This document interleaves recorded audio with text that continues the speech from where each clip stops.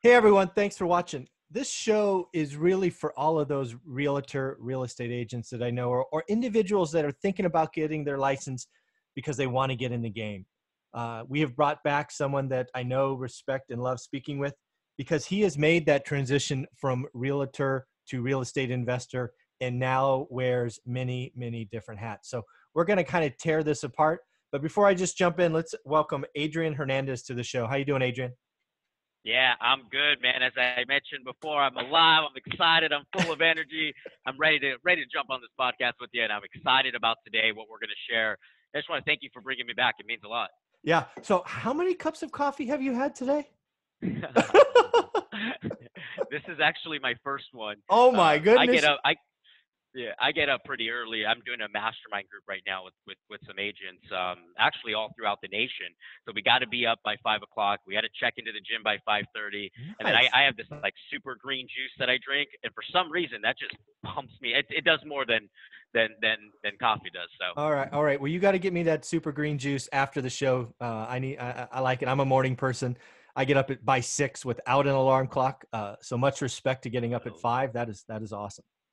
So I love it. Yeah, I'll definitely send it on over to you.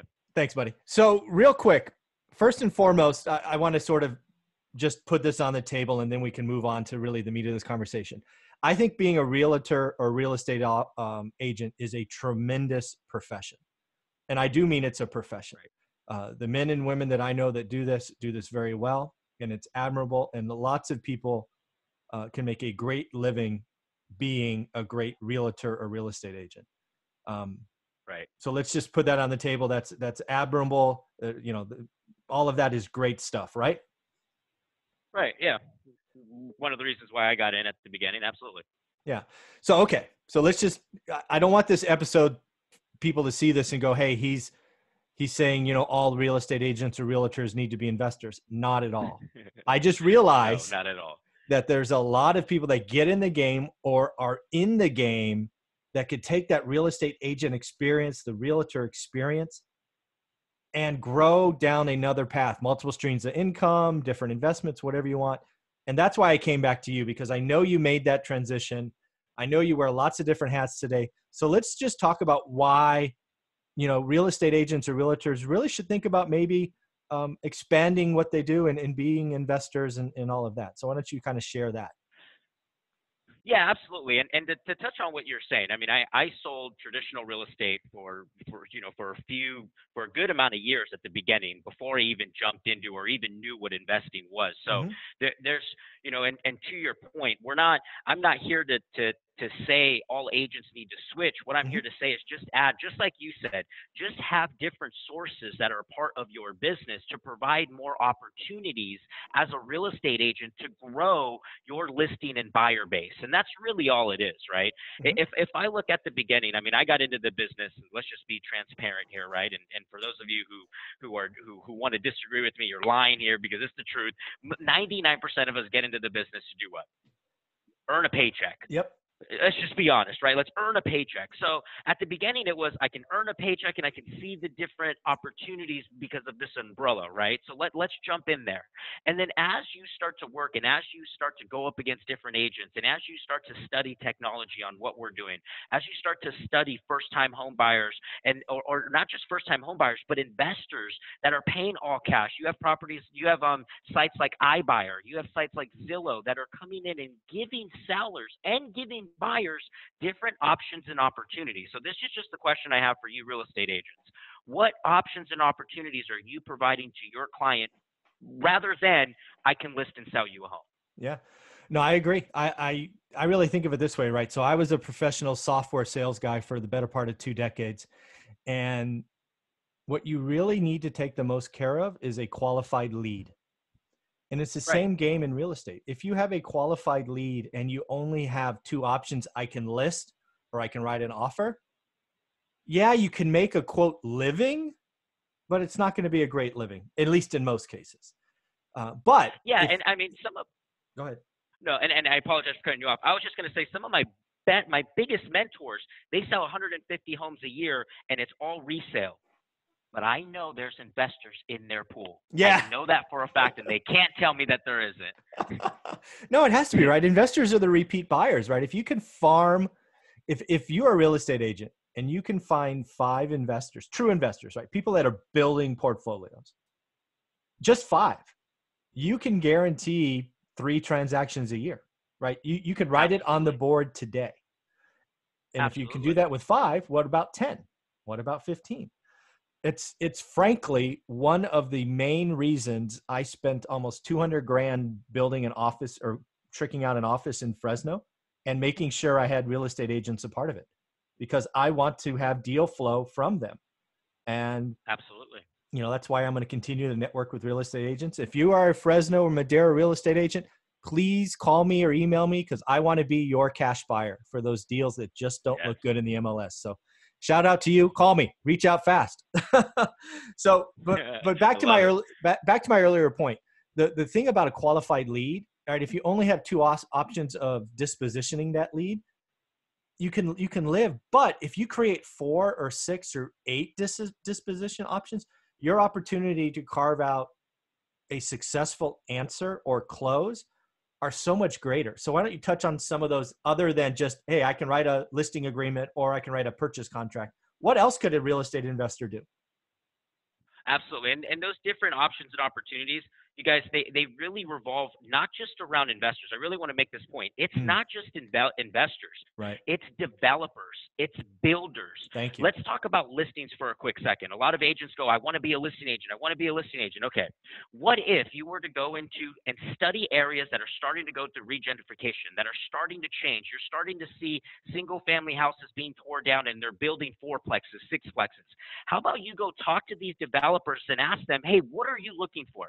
Help me understand what you're looking for. How much would you buy that property for? How much did you pay for the land? So while you're out there as an agent, as you're on these appointments, you can start to look at this and go, wow, actually, I don't need to put this on the MLS. I can go straight to a developer, get a double N, 2 transactions, right? Go to developer, put it under contract, get the developer to buy it, and get all the list backs when they're done with the construction. If there's 6 properties, if there's 10 properties, you guys, that's 10 listings, that's 20 listings, however many they're building, that is going to be yours within the next 6 months to 12 months. Mm-hmm. If you do that enough, you'll turn around before you know it. You'll have 100 listings pending, waiting for your name, and all you're doing is just being an agent. Yeah. That's one hat. The other hat, right? We have people, sellers that have properties that aren't in the best of shape. Here's the reality of the situation. They don't want to call an agent to come over. They're semi-embarrassed. So what if you were to be able to automatically solve their objection up front? Hey, I have an investor that'll buy it for all cash. Would you be open to that? No, I really did need to get the most amount of money. Okay, no problem. What if then we brought a contractor in who was able to put the work that needs to be done into your home, point out what's selling and what's not selling, and then you make the profit at the end. Tell me a seller who isn't going to say yes. Yeah. But if all we're doing is going to there and saying, hey, list your home with me, it's very easy for them to go on iBuyer, get picked up by another agent, get picked up by another investor, or find different means that where they don't need you just using the internet. And so, you guys, when I learned this, when I started to understand this, my listing base changed because I love expireds. I would take 30 expireds, 30 listings like clockwork on expireds. That's not a problem. But it's also a lot of hard work. It's real, what if I can do both? What if I can go take 30 listings doing expireds and then take another 20 listings working with developers and flippers? Before I know it, I turn around, I got 100 listings. Yeah. And again, I When want you to go start back. to understand that. Yeah, I want to go back to something you just said there, just to make sure if you're a real estate agent, realtor, you picked up on it. And again, I'm going to call out everybody in Fresno and Madera. I want you to listen, because I can be this buyer for you. So you do the work, you find the groundwork, you find a potential seller who's embarrassed, to use Adrian's word, which I thought was awesome, right? They want to sell, they want to do all these things, whatever. You can go to them and say, you know what, let me list your property, but we won't put it in the MLS. I have a cash buyer. We'll get it closed today. That's two sides, right? You get the list and you get the sell side. Yep. And again, if you bring it to me, as Adrian said, I will let you sell it if it happens to be a flip for me 4, 5, 6 months down the line, whatever it is. So you could potentially get 3 sides of the transactions. And, when we build those relationships and you bring me 2 or 3 deals a year, that could be, it's 6, 7 sides of a deal. So it just makes total sense. And you look like you look like a hero in their eyes Yeah. because you're not just the average agent. And then you'll get so many referrals off of that, and not just referrals, but agents. Think about a marketing standpoint you can take on this. You can call Just Listed, Just Sold, circle prospecting as they call it, around the entire neighborhood, sharing the success story of what just happened. Yep. Then when Michael has a property that's coming back up for sale, you can call the entire neighborhood and say, hey, guess what? Remember that property I told you about? It's coming back up. It's completely remodeled. The investor did a fabulous job on it. Who do you know that wants to move into the area? Yeah. You can pick up 1, 2, 3, 4, 5, 6 different leads and or a buyer contract. You guys, let's think about this. You double lend it when you first meet the seller. That's 2 deals. You get Mike, you're going to get the list back when Mike's done with the rehab. That's 3. You find a buyer, you double end it again. That's 4. And then because you did your job on marketing the property correctly, one of the other neighbors say, oh, hey, Adrian, I need to sell. And that's 5. And then you repeat it all over again. That's how you can create a great community, guys.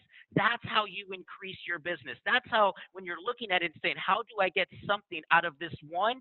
That's how 1 + 1 equals whatever you want it to be. Yeah. And I got to tell you, I go one step further. If you're a real estate agent in my market and you want to work with me and give me first right of refusal on deals, I will go 50-50 on your marketing. You want to create door hangers in my farming area after you bring me a deal? I will pay 50% of that for the simple right of having first right of refusal. So your marketing cost is even less. I'm serious about investing in networking with agents. It's something I believe in. And agents, no matter where you're at in the nation, do this with it. Go find a flipper. Go find a developer. Just ask what they're looking for. It's, Napoleon, I believe it's Napoleon Hill that says, we are standing in our own acre of diamonds. Yes. We don't need to go 10 miles. You're standing in it. Just change the perspective, right? Yeah, that's awesome. So be careful there. Yeah, I got you. So to be careful. So again, if you're a real estate agent, Fresno, Madera, leave a comment below, send me an email, text me if you don't already have my number. I will pay for marketing, first right of refusals, or at least 50%. Lots of ways to double in, triple in deals with me. So again, let's go back to, your transition. How did you transition from being, I don't know what it was, those first 4 or 5 years? When was the aha moment for you? It's like, shoot, I'm leaving money on the table. What was that transition like? It goes all down to my coach, Thatch Nguyen. So I don't know if you know Thatch Nguyen up in Seattle, Washington, more Bellevue, all that area. Anyway, it was Thatch who really opened up my eyes to say, AD, why are you giving these deals away? In essence, why are you giving these investments away without getting the list back on the end, without understanding how you can flip it on your own? And look at how much money you're leaving on the table. When he started to break that down to me, I went back and looked at all the transactions I did from 2012, 13, and 14. And it was a lot of deals that I gave to other investors without even knowing what they were doing. So I started to see that. And then another coach, a broker that I was working for, and a really good friend of mine, Eddie, and a good friend of mine also who was the broker, Danny and Eddie started to also do flips. And so I remember being there and I would see what they were doing. And I started to, my RAS, as you would call it, your reticular activity or your reticular activity sensory portion of the brain started to kick on, and I started to see all these flips that were occurring. And then that's when I had the aha to say, well, why don't I just take a portion of my commissions, and instead of blowing it on, at that time, right, I was real young, instead of blowing it on shit, why don't I put it to investments and double my income and create another flow? So that's when that started to happen. And immediately I started reaching out to investors. I started to pick their brain. I would go study what opportunity zones were. I would ask investors, what was the cost on that rehab? Why did it cost so much? And just really start to remember this, guys. The quality of your answers are in direct correlation to the quality of the questions that you ask. You ask great questions, you're going to get great answers. So I would just sit there and ask question after question after question until that one great question came up, and it was another aha, and another aha. And then I did it myself, and then, obviously lost, as we talked about in the first episode. But it's okay, because you learn again and find another day. There you go. There you go. That's awesome. So now that so that transition for you was 4 years ago, roughly? Yeah, so 2015 is when I Yeah. did my first flip. I was in the business from 12 to 15, so 3 years as a traditional agent, and then at the end of 2015, started my first flip. 2016, 17, started gradually going into it, and then we didn't really start focusing on going wide and going deep on wholesales and flips until last year. Right. So now that you sit here, you've kind of evolved and continually expanded. How many different, I don't know what you want to call it, sources of income or streams of income, or because you went from just, hey, listing and purchase agreements to now kind of whet the appetite for realtors about what's possible after 4 or 5 years of doing this? Yeah, so the first avenue is always resale, right? Yep. One thing I want you guys to know, if I look at like a chart of how this all folds down, right? Resale is at the top. Real estate is at the top because that's what I learned and that's what I know earns me the most. So it's real estate, and then from real estate I have flipping, and that's one avenue, right? And then from that I have wholesaling, and then that's another avenue. And then from the other side is coaching, which I only do, personal one-on-one. I don't do a big. It's not a company. It's let me be very, very clear about this. It's nothing about that. It's just me helping someone else who wants to learn. That's all it is. And I have that avenue, and then the other avenue is working with other investors also. Very cool. So again, it's all built on the backbones of what it is to be a good real estate agent or realtor. And then from there, after that knowledge, experience, skill, you've branched out into flipping, wholesaling, coaching, and then working with other investors, JVing or whatever it happens to be. Do you have eyes on what else might be coming, like new builds, new constructions, anything of that nature? Or are you happy Absolutely. where you're at? No, so glad you brought that up. We were in LA yesterday. We're going to be tearing down a duplex and building a new fourplex, going into development. So I'm starting to do that with an agent and a friend of mine, an agent who's already doing that. He's already, everything we're talking about right now, guys, this is exactly what this agent did. It's a friend of mine, Danny Navarro, another great guy to have on your show. And what he did is he went out and he started studying developers. He started working with developers and understanding what it all included, right? How much can you buy the land for? What's the resale? So after he's done a good 5 projects, we came in, we met with them yesterday. We're purchasing a property, so we're going through that. The goal is to also do the same thing with value adds, right? My partner Nick and I, who run the wholesaling and flipping side, what we're starting to focus on is value adds for multi-units. So we're looking at undervalued multi-units, putting value into them, raising the cap rate, raising the ultimate NOI on them. And we're doing that in Ohio and here in California. Very, very cool. So one of the things I want to make sure we talk about, again, being a real estate agent, realtor, just doing listings and purchase agreements is totally okay. We've said that 3 times now. One more time, I'm done. I'm not saying it again. But what about time? Because one of the things I could see somebody look at this going, hey, I already have no time. I'm already busy. I can't do this or that. How do you spend your day, right? You have the main business and all these other silos that we talked about. Are you just working 23 hours a day and living on green juice, or what's the deal? I like that. No, not at all. And I think this is the common misperception here. You guys, you're only going to be as efficient and effective as your schedule. Yes. And I guarantee you, if I sat next to each and every single one of you, there's a good 2 to 3 to maybe even 4 hours throughout the day that is spent doing absolutely nothing, right? You may think you're doing something, but it's not moving the needle forward. So what I do is I time block, right? I'll really take a look at my day, and I even do it, I got some of my guys in front of me. I even do it with them. I just, I'll look over at AJ and I just see what he's doing, and I write it down for the first 30 minutes, and I write it down for the second 30 minutes, and I do the same thing for myself to see how much time am I wasting. Mm-hmm. When I started to do that, I started to understand I can get a lot done in a good 2 to 3 hours, and then take the next 2 to 3 hours throughout the evening or throughout the afternoon and study what I need to study. Don't go to Applebee's at 12 o'clock. Go study some investments. Well, Adrian, I do 100 deals. How do you expect me to do that? Do you have an assistant? How many people do you have? Are you dealing with escrow? This is what I know. I know that the most successful brokers in the world, they have more time than the agents doing 10 deals because they're not operating their business like an operator. They're running their business like a business owner. And for you real estate agents, when you can learn this, time is just it's a hallucination that we have. That's really, I firmly believe that, Oh yeah. because if you really wanted to do it, you would find the time. Are you interested or are you committed? And then what I do is I just go sell my family on it, right?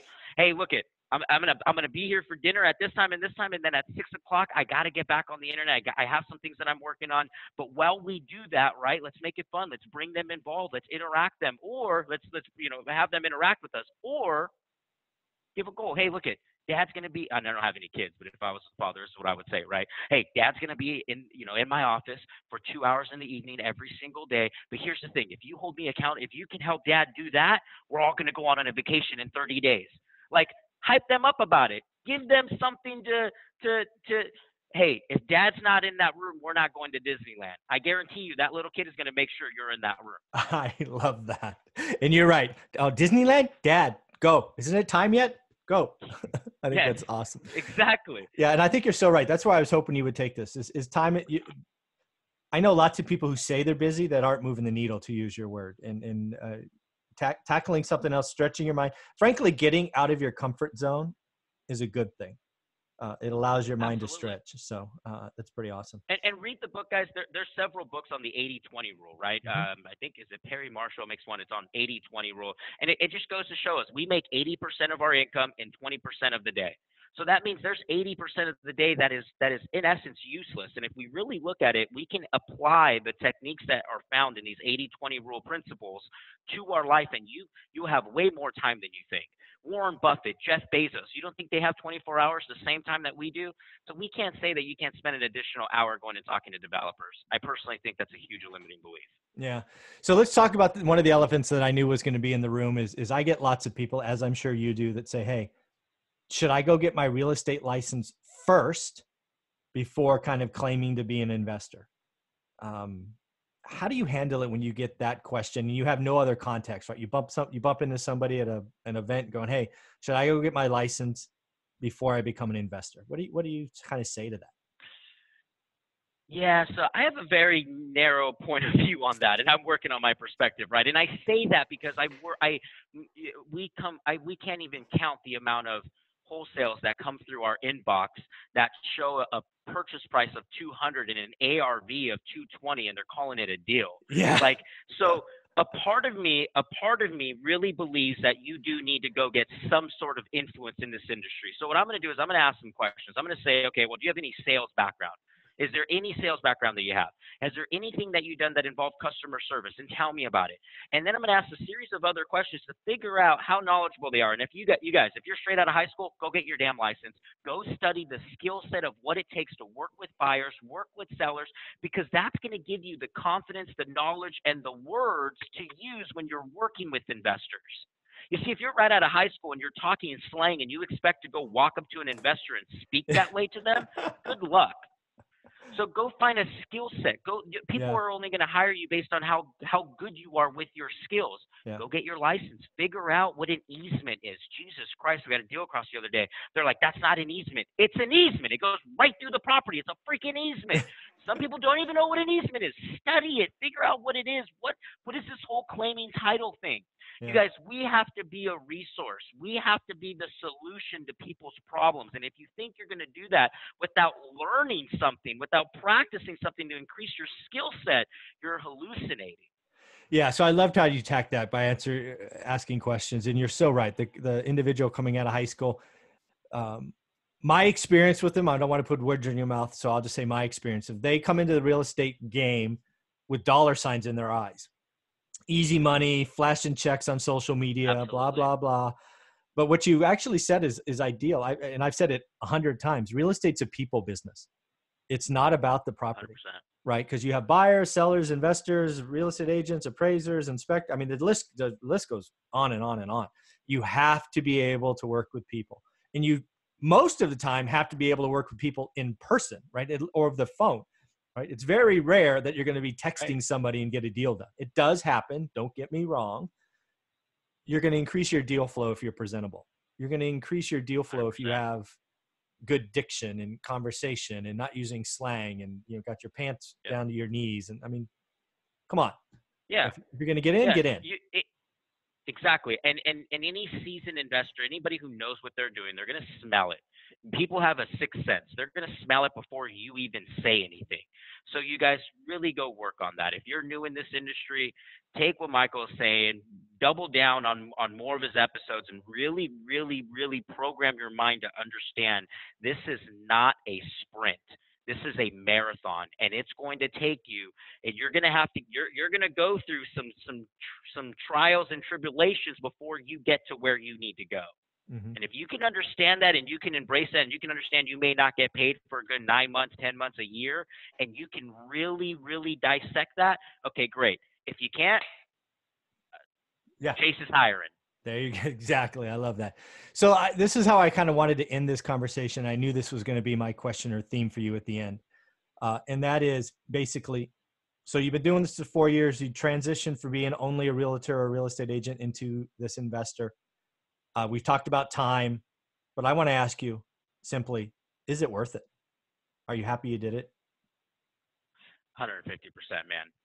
150%, because I can see different lights. I understand a different perspective of this industry, and in the case that the market ever changed, I know that I have different avenues, different sources that are still going to generate me income, and I'm not going to have to worry about paying the bills. That's the biggest thing, guys. If the market shifts, can you shift with it? If you can't shift with it, just picture your entire torso turning completely around. If you can't turn your lower body with it, it's going to break. It's the same thing with your industry. It's the same thing with your business. Yeah. So again, your time is you're using time more efficiently, Adrian, today. Your income, I'm sure, is up. Your net worth is up. Your passive income is up. Again, it is absolutely worth it on any scale anybody would want to talk about. Would you agree? 150%. If this is what you want to Yeah. do. Again, if this is something that you see as a long-term thing, if you guys are just looking for a paycheck, then if I was just looking for a paycheck, then this thing is not worth it. I've lost too much money. I've gotten punched in the mouth and punched in the back way too many times for me to just do this for money. If you're just going to do it for money, you guys, I'm telling you, there's plenty other ways to do it. But if you want to do this because you understand what you can build, the avenues that this can lead you to, the different things that you can do in life by utilizing real estate as a vehicle, not as a tool, as a vehicle to help people and solve problems and build a legacy, then yes, it's 100% worth it. For a paycheck, nope. I love that. Well, I can't close it any better, man. Adrian, thank you for your time. That was awesome. Love the pen flip. Thanks, brother.